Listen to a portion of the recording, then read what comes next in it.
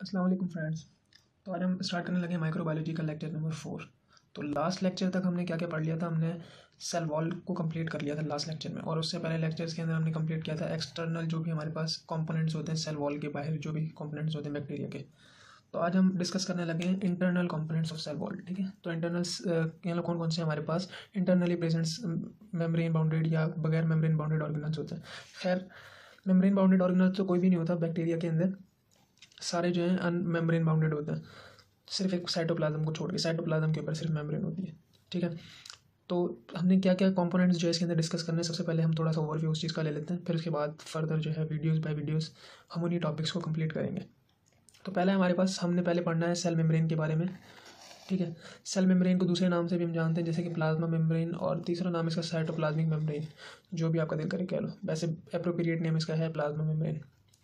ठीक है, एप्रोप्रिएट से मतलब कि ज़्यादा यूज़ होने वाला, वैसे तीनों ही इसके एप्रोप्रिएट नेम ही है। उसके बाद हम डिस्कस करेंगे साइटोप्लाज्म के बारे में, साइटोप्लाज्म क्या है। उसके बाद हम डिस्कस करेंगे मिजोसोम्स के बारे में। ठीक है, और उसके बाद हम डिस्कस करेंगे न्यूक्लियोइड, जो कि बैक्टीरिया का न्यूक्लियस होता है, जिसको बैक्टीरिया का न्यूक्लियस भी बोलते हैं, उसको डिस्कस करेंगे। फिफ्थ में हमारे पास लिखा हुआ है इंक्लूजन बॉडीज़, जिसको हम ग्रेन्यूल्स भी बोलते हैं। ठीक है, उनको डिस्कस करेंगे क्या होती है इंक्लूजन बॉडीज़ और ग्रेन्यूल्स, और उसकी कुछ टाइप्स भी देख लेंगे। जैसे कि हमारे पास है गैस वैक्यूल्स के फॉर्म के अंदर कुछ वैक्यूल्स होते हैं, कार्बोक्सीसोम्स की प्रेजेंस होती है काफ़ी बैक्टीरियाज के अंदर, और होती है हमारे पास पॉलीफॉस्फेट ग्रेन्यूल्स भी होते हैं हमारे पास काफ़ी जगह पे, काफ़ी बैक्टीरियाज के अंदर। तो हमने इन ग्रेन्यूल्स को डिस्कस कर लेंगे, या एक दो और इसके साथ डिस्कस कर लेंगे फर्दर एग्जाम्पल्स, और लास्ट हम डिस्कस करेंगे राइबोसोम्स के बारे में। ठीक है, तो सबसे पहले हम डिस्कस स्टार्ट ही कर लेते हैं हमारे सेल मेम्ब्रेन से, जिसको हम साइटोप्लाज्मिक मेम्ब्रेन भी बोलते हैं। ठीक है, तो हमारे पास साइटोप्लाज्मिक मेम्ब्रेन है क्या। साइटोप्लाज्मिक मेम्ब्रेन से स्टार्ट करते हैं। साइटोप्लाज्मिक मेम्ब्रेन कुछ भी नहीं है, ये एक किस्म का इनक्लोज करता है सेल को। हमने अभी तक सेल की स्ट्रक्चर पढ़ी थी, कैसी होती है कि यूँ समझो कि ये हमारे पास सेल है, सेल के जो भी कंपोनेंट्स हैं वो अंदर है, और ये जो मेम्ब्रेन है ना, जो रेड से अभी आपको नज़र आ रही है, ये है हमारे पास साइटोप्लाज्मिक मेम्ब्रेन। इसके बाद हमारे पास कुछ दूसरी मेम्ब्रेन्स भी हो सकती हैं, जैसे कि सेल वॉल हो गया हमारे पास, किसी के अंदर सेल वॉल होता है। ठीक है, सेल वॉल हो गया। ठीक है, कुछ के अंदर सेल वॉल के बाहर भी कुछ मेम्ब्रेन्स होती हैं, जिसको हम यूँ बोल सकते हैं कि बाहर उसकी कैप्सूल हो गया या स्लाइन लेयर हो गई, जो कि हमने पहले डिस्कस किया हुआ है लेक्चर्स के अंदर। ठीक है, ये इसके बाहर भी कुछ ना कुछ लेयर हो सकती है, बट ये कंपलसरी लेयर्स नहीं है। अगर इन लेयर्स को हम देखें कैप्सूल, तो हर एक बैक्टीरिया में नहीं पाया जाता कैप्सूल। और सेल वॉल की भी बात की जाए तो हर एक के लिए लाजिम नहीं है कि हर एक के अंदर सेल वॉल हो, कुछ ऐसे भी हैं जो बगैर सेल वॉल के भी हैं। बट सेल मेम्ब्रेन जो है वो हमारे पास यूकैरियोट हो, प्रोकैरियोट्स हो, कोई भी सेल हो, पर वो हो सेल, तो उसके पास लाजमी जो है हमारे साइटोप्लाज्मिक मेम्ब्रेन लाजमी होगी, जिसको प्लाज्मा मेम्ब्रेन भी बोलते हैं। ठीक है, तो इन्होंने यही बात लिखी है कि cytoplasmic membrane enclose every cell, हर एक सेल के ऊपर होगी। ऐसे नहीं होगा कि बैक्टीरिया के सेल के ऊपर है और फलाने सेल के ऊपर नहीं है। सेल वॉल हो सकता है कि ना हो किसी के अंदर, बट सेल जो साइटोप्लाज्मिक मेम्ब्रेन है वो हर एक सेल के ऊपर मौजूद होगी। अगर इसकी हम बात करें फंक्शन का, तो देखते हैं कि इसका फंक्शन क्या, ये प्रोटेक्ट करता है। ठीक है, बैरियर का काम करता है, और किसके खिलाफ, हमारे एक्सटर्नल एनवायरनमेंट के खिलाफ। अगर देखा जाए एक सेल है, तो सेल की जो मेम्ब्रेन है ये एक्सटर्नल जो भी इसके एनवायरनमेंट है, ठीक है, ये सेल है, सेल के बाहर जो भी इन्वायरमेंट है उसके खिलाफ ये प्रोटेक्टिंग लेयर देता है सेल को। ठीक है, इंटरनल जो इसका एनवायरनमेंट है और एक्सटर्नल एनवायरनमेंट ये आपस में मिक्स नहीं होता, तो ये किसके थ्रू नहीं होता, ये इस मेम्ब्रेन के थ्रू नहीं होता। ठीक है, ये हमारी प्रोटेक्शन का भी काम करता है और बैरियर का भी काम करता है। और ये कहाँ प्रेजेंट होता है, ये inside the cell wall present होता है। देखो सेल वॉल इसकी, ठीक है, सेल वॉल के अंदर होता है ये साइटोप्लाज्मिक मेम्ब्रेन, यही बात लिखी हुई है, lying inside the cell wall. अगर थिकनेस की बात कर लो तो 7.5 माइक्रोमीटर तक इसकी थिकनेस हो सकती है।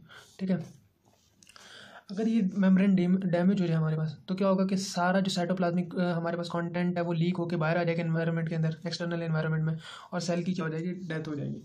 काफ़ी सारे हम जो है बैक्टीरिया के खिलाफ एंटीबायोटिक्स जो बनाते हैं ना, वो ऐसी एंटीबायोटिक्स होती हैं जो कि मोस्टली जो है वो किसके खिलाफ काम कर रही होती है, वो प्लाज्मा मेम्ब्रेन के खिलाफ ही काम कर रही होती है, ताकि वो क्या करती हैं, वो प्लाज्मा मेम्ब्रेन को लीक कर देती हैं, मतलब ऐसे ऐसे इनके अंदर होल प्रेजेंट कर देती है, होल आ जाते हैं, जिसकी वजह से इसका सारा जो कंटेंट होता है वो एक्सटर्नल इन्वायरमेंट में आ जाता है। जब ये रप्चर्ड हो जाता है तो ये जो है किस्म का सेल डिस्ट्रॉय हो जाता है, और बैक्टीरिया की जो भी हमारा माइक्रोब है उसकी जो है डेथ हो जाती है। अक्सर हम जो एंटीबायोटिक्स इस तरह की भी बनाते हैं जो कि साइटोप्लाज्मिक मेम्ब्रेन के ऊपर जाके वर्क करें। तो यही बात इसमें लिखी है, अगर ये रप्चर्ड हो जाए, डैमेज हो जाए, तो क्या होगा, कंटेंट बाहर आ जाएगा और सेल की डेथ हो जाएगी। ठीक है, ये क्या करता है, मूवमेंट को भी रेगुलेट करता है। अब क्या चीज़ सेल के अंदर आनी है और क्या चीज़ नहीं आनी, इसको रेगुलेट करने का काम भी कौन करता है, ये हमारे पास साइटोप्लाज्मिक मेम्ब्रेन ही करती है।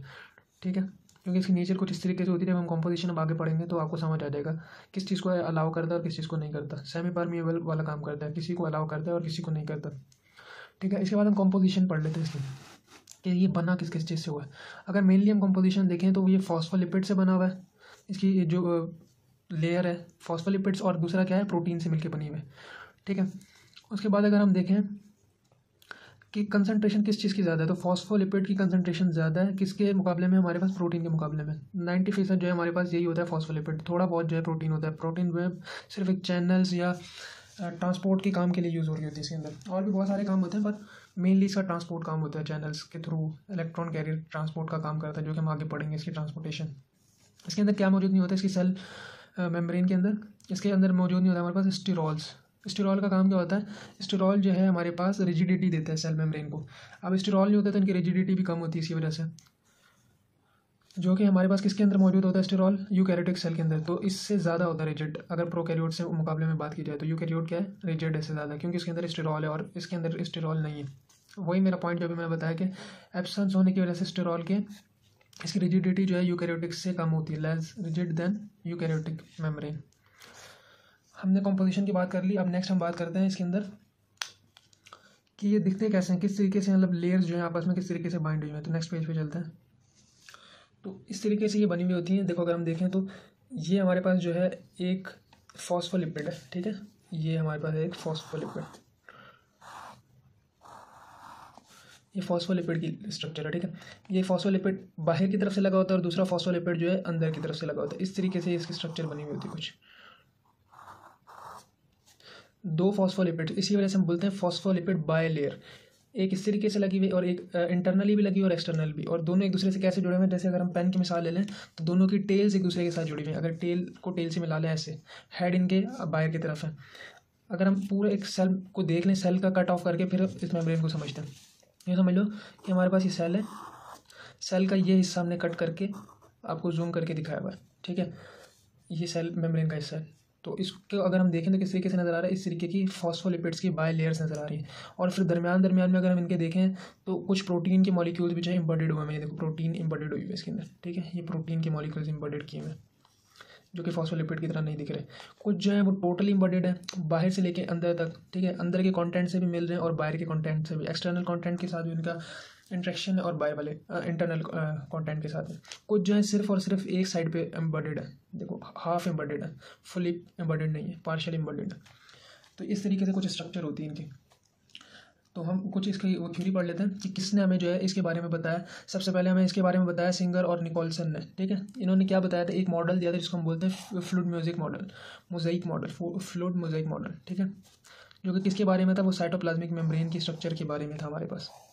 ठीक है, इन्होंने बताया था कि किस तरीके की हमें नज़र आती है, फॉस्फोलिपिड की बाय लेयर की नज़र आती है हमें। और प्रोटीन जो है इसके अंदर इम्बेडेड होते हैं। किस तरीके से इम्बेडेड होते हैं, या तो पार्शियली इम्बेडेड होते हैं या कम्प्लीटली इम्बेडेड होते हैं। ठीक है, इन्होंने यही बात लिखी है, protein molecules are either partially और completely embedded in the membrane. इसके बाद वाले पॉइंट में इन्होंने लिखा हुआ है the fluid mosaic model of the membrane structure has two component. Mainly इसके अंदर दो ही कंपोनेंट है जो कि हमने देख लिया है। ये वाला कंपोनेंट जो कि हेड और टेल वाला कंपोनेंट है, इसको हम बोलते हैं लिपिड का कंपोनेंट। और सेकंड कंपोनेंट क्या है, ये जो पूरा एम्बेडेड हुआ या हाफ एम्बेडेड हुआ है प्रोटीन कंपोनेंट। तो दो मेन कंपोनेंट है इसके, लिपिड और प्रोटीन के component. Each phospholipid molecule has hydrophilic polar head and hydrophobic non polar tail. अगर हम एक इसको निकाल के देख लेते हैं ना, जैसे कि मैंने एक स्ट्रक्चर यहाँ बनाई है, तो इसका ये जो हिस्सा है हम इसको बोलते हैं हेड, और इसका ये जो हिस्सा है नीचे वाला इसको बोलते हैं हम टेल। ये जो हेड है ना, ये बना होता है फॉस्फेट ग्रुप से, और टेल जो बनी हुई होती है वो हमारी बनी होती है फैटी एसिड से। अब फॉस्फेट से बना हुआ है, फॉस्फेट इस तरह का होता है कि वो होता है पोलर इन नेचर होता है। पोलर इन नेचर होता है तो वो क्या किस चीज़ में हेल्प करता है, वाटर के साथ उसकी इंट्रैक्शन कैसी होगी, वाटर के साथ वो इजीली रह सकता है, कोई मसला नहीं उसको वाटर से। बट अगर हम इसकी टेल की बात करें तो वाटर जो है इसके साथ बिल्कुल भी इसका जो है ना कॉन्टैक्ट में नहीं कर सकता, इसके साथ कॉन्टैक्ट में नहीं रह सकता, क्योंकि ये है नॉन पोलर। ठीक है, इसी वजह से अगर हम इसकी स्ट्रक्चर भी देखें तो बाहर हमारे को हेड नज़र आ रहा है, एक्सटर्नल जो इन्वायरमेंट है इसका, उसके अंदर वाटर होगा, लाजमी सी बात है। तो वो सेल मेम्ब्रेन को कोई मसला नहीं करता, क्योंकि बाहर वाला जो इसके हेड बना हुआ है वो है ही पोलर, उसको कोई मसला नहीं। और इंटरनल भी क्या होता है, इंटरनल भी कुछ ना कुछ हमारे पास 70 to 80% वाटर ही कंटेंट होता है सेल के अंदर भी। तो इंटरनल भी हमारे पास क्या लग रहे हैं, इसके पोलर हेड्स ही लग रहे हैं, जो कि इसको कोई मसला नहीं करते कॉन्टैक्ट में आने के वाटर के। और दरमियान में इसके क्या है, ये फैटी एसिड्स के स्ट्रक्चर्स हैं।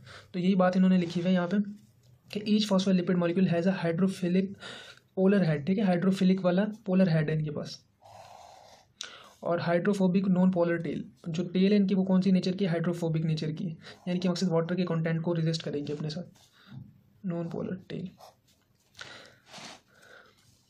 The polar head contain a phosphate group, मैंने जो भी बात बताई कि इसका जो हेड है वो कंटेन करता है फॉस्फेट ग्रुप। पोलर हेड जो है इसका वो कंटेन करता है फॉस्फेट ग्रुप। फॉस्फेट ग्रुप होता है काफ़ी दफ़ा जो है ग्लिसरॉल भी होता है फॉस्फेट की जगह पे, ठीक है। तो ग्लिसरॉल भी हो सकता है या फॉस्फेट ग्रुप भी हो सकता है, इन दोनों में से कुछ भी होगा, ज़्यादातर फॉस्फेट ग्रुप ही होता है हमारे पास, जो कि क्या बनाता है इसको, हाइड्रोफिलिक। हाइड्रोफिलिक का मतलब होता है soluble in water, easily soluble हो सकता है वाटर के अंदर, वाटर से इसको कोई मसला नहीं है। और नेक्स्ट पॉइंट में देखें तो टेल जो है इसकी वो किस नेचर की, वो हाइड्रोफोबिक टेल है, जो कि किस चीज़ की बनी हुई होती है, कंपोज हुई होती है फैटी एसिड्स की। मैंने ये बात आपको बता दी थी ऊपर ही पॉइंट में, जो कि क्या बनाता है, हाइड्रोफोबिक इसको बनाता है इस मॉलिक्यूल को, क्योंकि वो टेल हाइड्रोफोबिक है और वो क्या करती है, वाटर के साथ इनसॉल्युबल है, वाटर के साथ वो रेजिस्ट करेगी, इजीली नहीं रह सकती। लास्ट पॉइंट में ये लिखता है कि हमारे पास ये तो बात हो गई सिर्फ और सिर्फ किसकी, हमने किसकी बात की है, ये हमने की है फॉस्फोलिपिड की स्ट्रक्चर की, कि फॉस्फोलिपिड में क्या एक हेड है एक टेल है, ठीक है। हेड किस नेचर का है, हमारे पास पोलर इन नेचर है, वाटर के साथ रेजिस्ट नहीं करेगा। टेल जो है इसकी हमारे पास नॉन पोलर है, वाटर के साथ रेजिस्ट करेगा, इनसॉल्युबल होगा, वो सॉल्युबल होगा हेड। बट अब सेकंड पार्ट हमारे पास इसका प्रोटीन भी था, तो लास्ट पॉइंट में ये यही बात कर रहा है कि the cytoplasmic membrane also contain protein molecules.